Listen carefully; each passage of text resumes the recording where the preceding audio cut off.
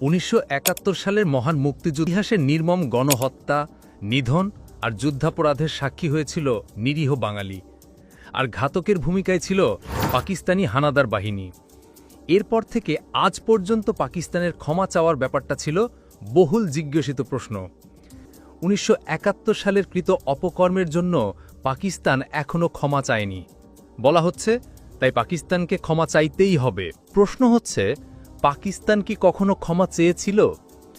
পাকিস্তান তাদের অপকর্মের জন্য এখন পর্যন্ত নানাভাবে মোট 3 বার ক্ষমা চেয়েছিল।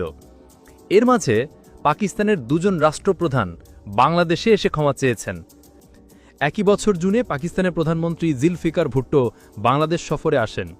1971 সালে বাংলাদেশের মানুষের উপর চালানো নির্যাতন ও গণহত্যার ঘটনায় তওবা বা অনুশোচনা প্রকাশ করেন মিস্টার ভুট্টো।